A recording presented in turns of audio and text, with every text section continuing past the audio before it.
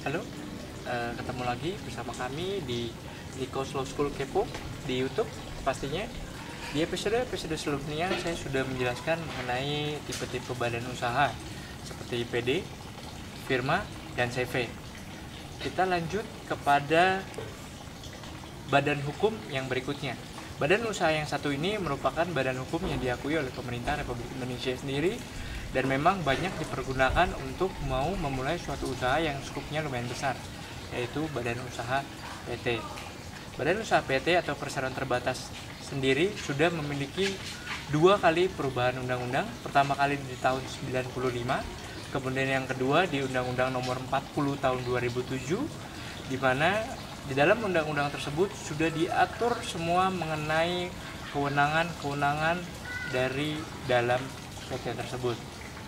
Kemudian PT sendiri adalah organnya terdiri dari organ yang paling tinggi, yaitu Rapat Umum Pemegang Saham, di mana kita sebut biasanya juga dengan RUPS, atau di dalamnya terdiri dari para pemegang saham dari si PT atau para pemilik dari PT tersebut. Jumlahnya minimal 2 orang, tidak dibataskan maksimalnya, boleh sebanyak apapun pemegang sahamnya. Kemudian selanjutnya adalah pengurus. Pengurus dalam hal ini terdiri dari pengawas yang dipegang oleh komisaris, kemudian dilanjutkan kepada bawahannya atau di tingkat bawahnya adalah pelaksana, dalam hal ini direksi. Kemudian di bawah direksi ada manajer-manajer, kemudian ada staf-staf. Cuma nama yang dimasukkan ke dalam akta pendirian adalah sampai ke jajaran direksi saja, dan hal tersebut tidak dicantumkan secara spesifik mengenai direktur apanya. Kemudian lebih lanjut, mekanisme pendirian dari PT sendiri adalah: pertama, kita harus mengajukan permohonan nama kepada Kementerian Hukum dan HAM untuk mengecek nama dari PT yang mau kita buat dengan minimal ketentuan seperti peraturan pemerintah pelaksana dari Undang-Undang 40 2007 ini adalah: pertama, harus dalam bahasa Indonesia jika memang seluruh pemegang sahamnya adalah lokal. Kedua, minimal 3 suku kata yang harus memiliki arti dan tidak boleh tidak memiliki arti masing-masing dari ketiga suku kata tersebut. Ketiga, tidak boleh sama dengan PT yang sudah ada. Kemudian setelah kita mengajukan permohonan pengesahan nama kepada Kementerian Hukum dan HAM, jangka waktunya paling lama 1 minggu, paling cepat 1 hari.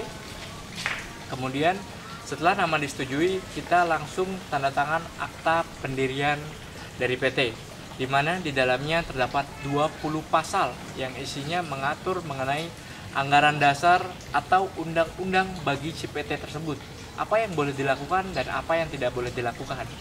Cuma skup pengaturannya masih apa yang boleh dilakukan oleh para pemegang saham, direktur, dan komisaris. Biasanya untuk apa yang boleh dilakukan oleh jajaran-jajaran setingkat manajer dan di bawahnya dituang ke dalam peraturan perusahaan atau peraturan kerja bersama yang akan saya jelaskan di next episode setelah selesai semua penjelasan mengenai badan usaha dan badan hukum. Kemudian selanjutnya, setelah kita tanda tangan akta pendirian badan usaha atau PT ini adalah kita ajukan kepada Kementerian Hukum dan Hak Asasi Manusia perihal pengesahan dari badan hukum si PT tersebut. Setelah itu, setelah kita tanda tangan, kita ajukan pengesahan, kita langsung membuat domisili usaha sesuai dengan alamatnya di mana. Kemudian kita buat setelah domisili adalah NPWP. Masing-masing waktunya adalah untuk domisili 14 hari kerja paling lama, paling cepat seminggu. Kemudian NPWP, karena NPWP sekarang dikirim, kemungkinan sampainya bisa sangat lama, bisa sampai 1 bulan, paling cepat bisa 2 minggu ataupun 1 minggu NPWP tersebut. Setelah itu baru kita buat kepada SIUP dan TDP. Untuk klasifikasinya seperti saya sudah jelaskan di awal di UD, sama untuk klasifikasi SIUP dan TDP-nya. Kemudian adalah setelah SIUP dan TDP selesai, kita langsung kepada izin operasional atau izin praktis dari jenis-jenis dan bidang usaha PT. Di dalam PT sendiri ada bidang-bidang usaha khusus yang mana tidak boleh digabungkan dengan bidang usaha lainnya seperti restoran, rumah makan, kafe, hotel, pertambangan, kurir dan transportasi. Kurir maksud saya seperti JNE dan Tiki, itu badan usahanya khusus. Kemudian transportasi, kemudian pertambangan, dalam hal ini pertambangannya yang bersifat mereka langsung mengeruk.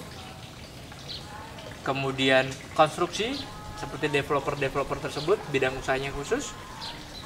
Kemudian bank, lembaga keuangan non bank, bidang usahanya khusus. Selain dari itu, bidang usahanya umum dan dapat dimasukkan ke dalam akta sendiri. Kemudian setelah itu, setelah izin operasional yang kita buat setelah selesainya SIUP dan TDP sebagai izin induk dari suatu perusahaan atau suatu badan usaha atau suatu badan hukum yang akan memulai suatu usaha, kita harus memulai izin operasional.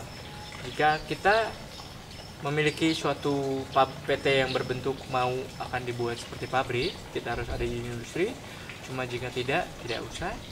Kemudian kita masuk kepada keunggulannya. Keunggulannya yang pertama, keamanan dari si pengusaha atau dari si pemilik, dalam hal ini si pemegang usaha, sangat amat dilindungi oleh undang-undang. Jadi harta pribadi mereka tidak terganggu gugat, cukup dengan apa yang disetorkan ke dalam PT. Jika memang PT-nya sudah kayaknya habis untuk membayar hutang, maka sudah habislah pula tanggung jawab si pemegang saham. Dan tanggung jawabnya pun sesuai proporsi.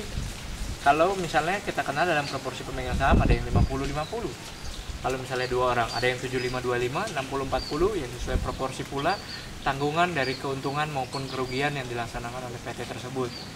Kemudian selanjutnya, keunggulan selanjutnya adalah PT merupakan suatu badan hukum, jadi dapat memiliki atau menjalin kerjasama dengan badan usaha, badan hukum manapun, baik di dalam negeri maupun di luar negeri, dengan minimal modal adalah masuk kategori menengah, yaitu antara 51 juta, antara 501 juta sampai dengan 10 miliar rupiah.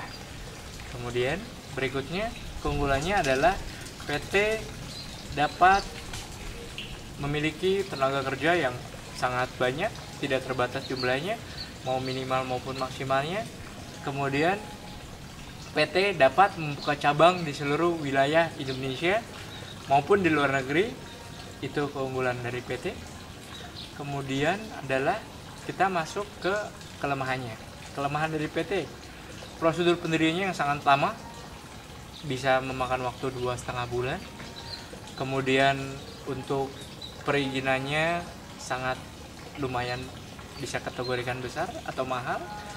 Kemudian adalah kita harus melaporkan suatu jalannya usaha kita kepada kementerian bersangkutan. Misalnya kalau misalnya dagang ke Kementerian Perdagangan, dalam hal ini Dinas Perdagangan. Kalau misalnya jasa sama ke sana.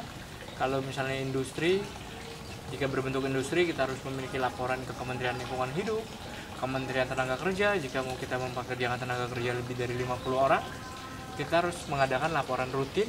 Kemudian adalah permodalannya. Untuk PT cukup besar permodalan dan harus betul-betul disetorkan ke dalam bank yang terdaftar di Bank Indonesia dan yang masih aktif, modalnya harus disetorkan. Kemudian selanjutnya adalah kelemahan dari PT, si pemilik atau si pengusaha tidak bisa intervensi terlalu jauh terhadap usaha yang sedang dilakukan. Kemudian adalah pajak yang dimiliki atau yang ditanggung harus double, pajak selaku pemegang saham, kemudian pajak si badan usahanya, karena badan usahanya memiliki si badan hukumnya ini, PT memiliki badan hukum atau memiliki akun pajak sendiri, jadi pajak yang dibayarkannya harus double. Si pemegang saham harus membayar pajak atas dividen, si PT harus membayar pajak penghasilan pastinya atas keuntungan yang didapatkan dan atas setoran modal dari uang-uang yang disetorkan oleh pemegang saham, seperti itu. Kemudian PT sendiri terdiri dari PT lokal dan PT PMA. Untuk penjelasan PT sendiri, saya rasa cukup sampai sekian. Semoga dapat membantu dan menjelaskan rekan-rekan yang ingin mau memulai suatu usaha. Jangan lupa untuk subscribe channel kami di YouTube Nikos Law School Kepo dan like fanspage kami Nikos Law School Indonesia. Terima kasih.